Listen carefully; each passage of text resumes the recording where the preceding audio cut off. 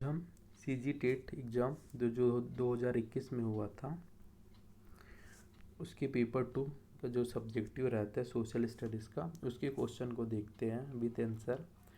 और अगर आपको सीजी टेट 2022 और 2022 और 2024 के क्वेश्चन को देखना होगा तो डिस्क्रिप्शन में उसका लिंक दे दूंगा, वहाँ से जाकर आप उसको देख सकते हो।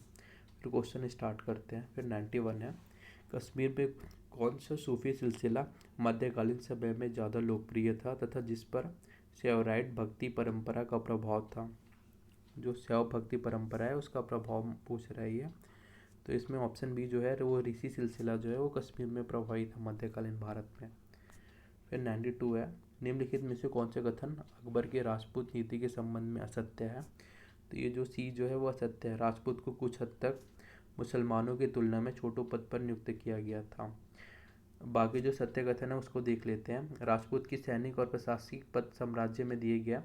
राजपूत को मुसलमानों के समक्ष सैनिक तथा प्रशासकीय क्षेत्रों में माना गया। फिर राजपूतों को प्रशासनिक मुखिया पागल प्रांतों का बनाया गया।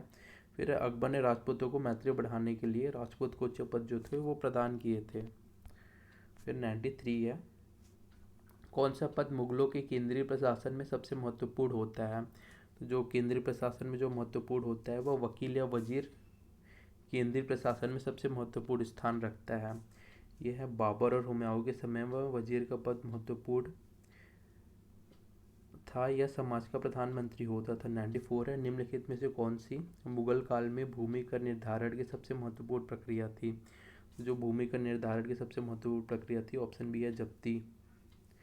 जब्ती मध्यकाल में भारत में भूमि राजस्व निर्धारण की एक माप पद्धति थी जो माप पर आधारित होती थी। फिर है 95, कौन सा मुगल मकबरा इस दृष्टि से समझा जाए कि वह ताजमहल की प्रतिकृति है। तो जो मुगल मकबरा है ऑप्शन सी है आगरा में स्थित इत्मादौला का मकबरा जो है नूरजहाँ का जो पिता था गयासुद्दीन उसकी स्मृति में जो है इत्मादौला का जो है मकबरा बनाया गया था। फिर क्वेश्चन नंबर 96, भारतीय राजनीतिक व्यवस्था उत्तरदायी सरकार कहलाती है क्योंकि यहाँ है। तो जो यहाँ है वह है ऑप्शन डी संसदीय शासन। फिर क्वेश्चन नंबर 97 है, एक अधिकार मूल अधिकार कब कहलाता है। यदि यह अधिकार मूल अधिकार जब कहलाता है जब वह या संविधान में मूल अधिकारों के अध्याय में लिखा गया हो या न्यायपालिका द्वारा संरक्षित हो और इसे संविधान संशोधन पद्धति से संशोधित किया जा सकता हो। फिर 98, सर्वोच्च न्यायालय संविधान को सर्वोच्चता को कैसे संरक्षित करता है। तो जो सर्वोच्च न्यायालय संविधान की सर्वोच्चता को संरक्षित करता है वह है 98 ऑप्शन बी विधि द्वारा स्थापित प्रक्रिया के द्वारा। फिर क्वेश्चन नंबर 99 है, राज्यसभा के उपसभापति को पदच्युत करने के विषय में सही क्या है। तो इसके विषय में जो सही है वह ये ऑप्शन 1 में है, यह अविश्वास प्रस्ताव द्वारा पदच्युत किया जा सकता है। फिर ऐसे संकल्प को प्रस्तावित करने के लिए 14 दिन पूर्व सूचना आवश्यक है। फिर है ऐसा संविधान निरपेक्ष बहुमत से पारित होना चाहिए। ऐसा संकल्प सदन के तत्कालिक समस्त सदस्यों की बहुमत से पारित होना चाहिए। तो इसको जो आंसर था 99 का वो है ऑप्शन सी 2 और 4 में सेकंड में है, उसको 14 दिन पूर्व सूचना चाहिए और ऐसे संकल्प सदन के तत्कालीन सदस्यों के बहुमत से जो है वो पारित होना चाहिए। फिर जो 100 है वह सही क्या है। तो इसमें जो सही है वह है वित्त विधेयक को लोकसभा में प्रस्तावित किया जा सकता है, राज्यसभा वित्त विधेयक को रोक कर रख सकती है। तो ये जो है दोनों सही है। जब धन विधेयक के साथ कुछ सामान्य नीति और नियमों को जोड़ा जाता है तो यह वित्त विधेयक कहलाता है। और इस संबंध में जो ऑप्शन 1 और 2 जो है दोनों सही हैं। फिर 101 है, आरंग के जैन मंदिर को कहा जाता है। तो जो आरंग के जैन मंदिर है उसको भांडल देवल मंदिर कहा जाता है। फिर 102 है, इस राज्य के केसकाल घाटी में स्थित सती मंदिर का अन्य नाम क्या है। तो इसमें जो केसकाल घाटी में स्थित है उसका नाम है तिलिन मंदिर। 103 है, महानदी के उद्गम स्थल पर होने वाला माघ पूर्णिमा का मेला किस ऋषि के नाम से है। तो इसमें जो ऋषि के नाम से है वह है श्रृंगी ऋषि। फिर 104 जो है, असहयोग आंदोलन के पूर्व 1920 के निम्नलिखित घटनाओं को उनकी तिथि से सुमेलित कीजिए। इसमें इसमें जो आंसर है 104 का वो है, इसको विलोपित कर दिया गया था, इसका जो आंसर है उसको 104 जो है वो विलोपित है। 105 को देखते हैं। दाऊ रामचंद्र देशमुख को लोक नाट्यकारी के कहानीकार हैं। तो ये जो लोक नाट्यकारी के कहानीकार है वो पदुमलाल पुन्नालाल बख्शी हैं। फिर 106 है, इटाल के संबंध में कौन सा कथन सही है? तो जो इटाल के संबंध में कथन सही है वो है घोड़े के नाल के आकार वाली प्रवाल भित्ति लाल सागर, चीन सागर और ऑस्ट्रेलिया सागर में अधिक पाए जाते हैं। ये जो दोनों हैं वो सही हैं। फिर है भारत स्थित है। तो जो है 8.4 सेन से उत्तर सेंटीमीटर 37.6 उत्तर तक जो है वो भारत स्थित है, ऑप्शन बी। फिर 108 जो है, निम्न कथनों पर विचार कीजिए। अलमाटी बांध कावेरी नदी पर बना है, मैटूर बांध कृष्णा नदी पर बना है, गांधी सागर जल संग्रह चंबल नदी पर है। तो जो 108 का आंसर है वह ऑप्शन डी। निम्न से सही कथन कौन सा है? फिर गांधी सागर जल संग्रह चंबल नदी पर है। फिर जो अलमाटी बांध जो है वो कृष्णा नदी पर बना है और मैटूर बांध जो है कावेरी नदी पर बना है, जिस ऑप्शन को उल्टा दे दिया था। अलमाटी बांध जो है कृष्णा नदी पर है और मैटूर बांध जो है वो कावेरी नदी पर बना है। क्वेश्चन नंबर 109 है, निम्न में से कौन सा राज्य में जून से सितंबर माह में दक्षिण पश्चिम मानसून से अधिक वर्षा नहीं होती? इसमें पूछा है अधिक वर्षा नहीं होती, तो ये है जम्मू एंड कश्मीर। फिर ऑप्शन 110 सही युग्म बनाइए। तो इसमें जो सही युग्म बनाना है तो इसका आंसर ऑप्शन ए, जिसकी पीली क्रांति जो है तिलहन उत्पाद को बढ़ावा देता है, हरित क्रांति जो है कृषि उत्पादन को बढ़ावा देता है, नीली क्रांति जो है मत्स्य उत्पादन को बढ़ावा देता है और भूरी क्रांति जो है वो उनके उत्पाद को वृद्धि को बढ़ावा देता है। 111 है, गुप्त काल में किस ग्रंथ में गुप्तों की राजनीति और प्रशासन का सुंदर विवरण है? तो जो ग्रंथ है वह है कामंदक लिखित नीति शास्त्र है। इसमें गुप्तों की राजनीति और प्रशासन का सुंदर विवरण मिलता है। फिर क्वेश्चन नंबर 112 है, जोड़ी मिलाइए जो है लेखक है और उनकी रचनाएं दी गई है। तो इसका आंसर ऑप्शन डी, जैसे आर्यभट्ट ने लिखा था सूर्य सिद्धांत, ब्रह्मगुप्त ने लिखा था खंड काव्य, वराहमिहिर ने लिखा था वृहत संहिता, भास्कर ने लिखा था सिद्धांत शिरोमणि और पेलाक्या ने लिखा था हस्त आयुर्वेद।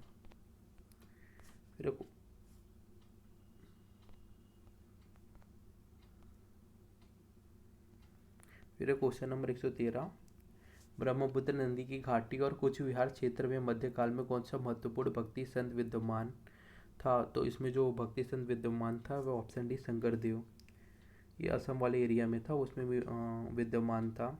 कृष्णा भक्ति शाखा के दो संत हुए। तो जो कृष्ण भक्ति शाखा के दो संत हुए वो है कबीर, कबीर ऑप्शन सी हो गया, एक तो नहीं, एक कबीर। इसमें मुझे कृष्ण भक्ति शाखा के दो संत थे, ऑप्शन दो सूरदास हो गया और मीराबाई, ये दोनों ऑप्शन सही हैं। 2 और 4 जो है, ये जो ऑप्शन था ये सी। फिर है 115 जो है, सूची और 1-2 को मिलान करना है। तो इसका आंसर जो है ऑप्शन ए, शेख बहरुद्दीन जकारिया जो है वो सूरावादी सिलसिले से संबंधित है। अब ख्वाजा मोइनुद्दीन चिश्ती जो है वो चिश्ती संप्रदाय से संबंधित हैं। अब्दुल कादिर जिलानी जो है वो कादरिया संप्रदाय से संबंधित है, जो सिलसिला है वो। फिर शेख अब्दुल सत्तारी जो है वो सत्तारी सिलसिले से संबंधित है।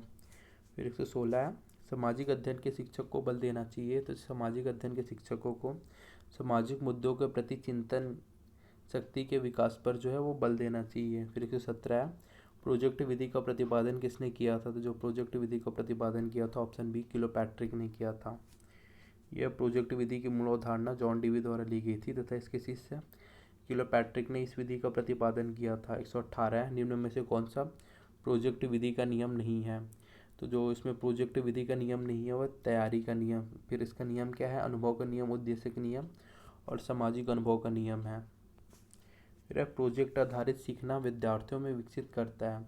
जो प्रोजेक्ट आधारित सीखना विद्यार्थियों में विकसित करता है वो आलोचनात्मक सोच, सहयोग और सृजनात्मकता, इन तीनों को विकसित करता है। जो उपरोक्त सभी है ये इसका आंसर है। फिर 120 है, सामाजिक अध्ययन के कौन से क्षेत्र में प्रोजेक्ट आधारित सीखना लागू हो सकता है? इसमें जो प्रोजेक्ट आधारित चेतना लागू हो सकता है वो अर्थशास्त्र, नागरिक शास्त्र और इतिहास, इन तीनों में हो सकता है। फिर है सामाजिक अध्ययन एक। जो सामाजिक अध्ययन एक है बौद्धिक और प्रयोग विषय है। फिर है किसने कहा था कि सामाजिक परिवर्तन अनुकूलन की प्राकृतिक प्रक्रिया का परिणाम है, तो ये जो कहा था वो स्पेंसर ने कहा था। फिर है अनुदेशात्मक उद्देश्य है। ये जो उद्देश्य है विशिष्ट है, संक्षिप्त और व्यवहारिक है, स्पष्ट और पर्याप्त करने योग्य है, ये सभी है। फिर क्वेश्चन नंबर 144 है, सामाजिक विज्ञान में चिंतनशील शिक्षण को नियमित शिक्षण से अधिक पसंद किया जाता है क्योंकि, तो इसमें नियमित शिक्षण से अधिक पसंद किया जाता है क्योंकि इसका मतलब लचीलापन, विश्लेषण और सामाजिक जागरूकता है। फिर 125 है, सामाजिक अध्ययन के अध्यापक को विषय वस्तु के साथ ज्ञान होना चाहिए, तो इसके अध्यापक को विषय वस्तु के साथ ज्ञान होना चाहिए। शिक्षा के उद्देश्यों का, शिक्षण विधियों का, शिक्षण तकनीकों का, तो इसमें ऑप्शन डी लिया गया था, इनमें से कोई नहीं। फिर है 126 जो है ये सूची में लाना है, इसका ऑप्शन जो था वो सी सही था, 1 का बी, 2 का डी। हड़प्पा है ये बक्सों का समाधान है, बी लोथल जो है बर्तनों से समाधान है, और 1 का बी, 3 का ए और 4 का सी। 3 जो था कालीमंगन, ये ईंटों से बने हुए कक्षा है, और 4 का और जो सुतकोडरा जो है वो बर्तनों में समाधान है। फिर ऑप्शन नंबर 127, सिंधु सभ्यता के ऐसे 2 स्थान जो चावल के काश्त के लिए जाने जाते हैं सबसे प्राचीन है, तो इसमें जो सबसे प्राचीन जो है वो ऑप्शन बी कोल्डियो और मेहरगढ़ है। फिर 128 है, निम्नलिखित में से कौन सा कथन वैदिक संस्कृति के संबंध में सत्य है, इसमें जो कथन सत्य है वो ऑप्शन डी है, वैदिक संस्कृति ने यज्ञों को महत्व दिया है। फिर 129 है, निम्नलिखित में से कौन सा सही मिलान नहीं है, तो इसमें जो सही मिलान नहीं है 129 में, उसमें ऑप्शन ए कलिंग जो है जौगड़, ये सही मिलान नहीं है। आगे जो सही मिलान है उत्तरापद तक्षशिला, दक्षिणापद स्वर्णगिरी, अवंती रथ जो है वो उज्जैन है। फिर 130 है, निम्नलिखित में से कौन से शिलालेख में अशोक ने स्वयं को अशोक राजा संबंधित किया है, तो जो मध्य प्रदेश की गुर्जरा स्थित छोटा शिलालेख है उसमें अशोक ने अपने आप को अशोक राजा संबोधित किया है। फिर 131 है, यदि किसी उच्च न्यायालय के न्यायाधीश की आयु के विषय में कोई प्रश्न उपस्थित होता है तो इसका निर्णय कौन करेगा, तो जो इसका निर्णय करेगा वह सर्वोच्च न्यायालय के मुख्य न्यायाधीश की सलाह पर राष्ट्रपति इसका निर्णय करेगा। फिर 132, नगर पंचायत में पदेन सदस्य कौन होता है, तो जो नगर पंचायत में पदेन सदस्य होता है वह है ये राज्य विधानमंडल के सदस्य जो नगर पंचायत के सदस्य हैं, और लोकसभा के सदस्य जो नगर पंचायत के सदस्य हैं, ऑप्शन डी इसका सही आंसर था। फिर 133 है, युग्म निम्न का युग्म बनाइए, तो इसका जो युग्म बनाना है 133 का, इसका ऑप्शन सी है। शीतकालीन अपराह्न जो है 22 दिसंबर को होता है, शरतकालीन होता है वो 23 सितंबर, और जो ग्रीष्मकालीन होता है वो 21 जून को होता है, वसंतकालीन जो होता है वह 21 मार्च को होता है।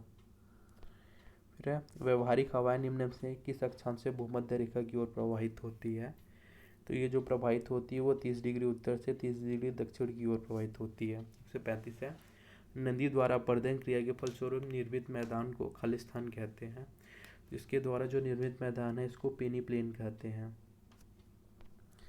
फिर है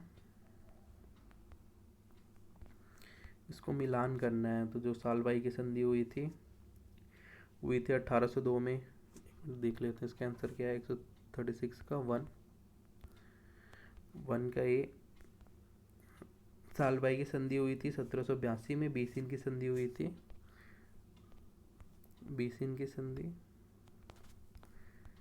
ये सीधा मिला हुआ है, सालबाई की संधि 1782, बीसिन की 1802, सुरजी अर्जुन गांव की 1803, राजपुर घाट की जो थी 1805 में हुई थी।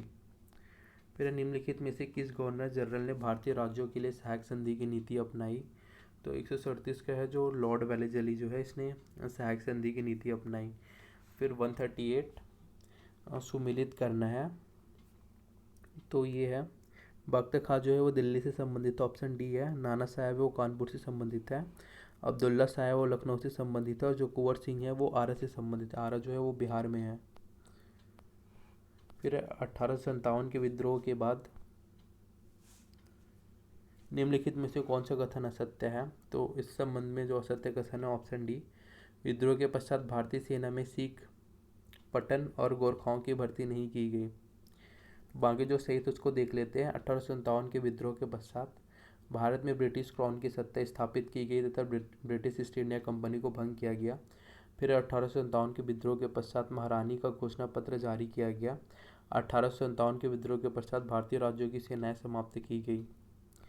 फिर 140, निम्नलिखित को सम्मिलित कीजिए। तो ये देखो यहाँ पे एक्सप्लेन किया गया। जो अनुच्छेद 32 के तहत सर्वोच्च न्यायालय ने 226 के तहत, मतलब अनुच्छेद 32 इसके तहत सुप्रीम कोर्ट हो गया, अनुच्छेद 226 इसके तहत जो है हाई कोर्ट हो गया। उसने रीट जारी करता है वो किस प्रकार से रहता है।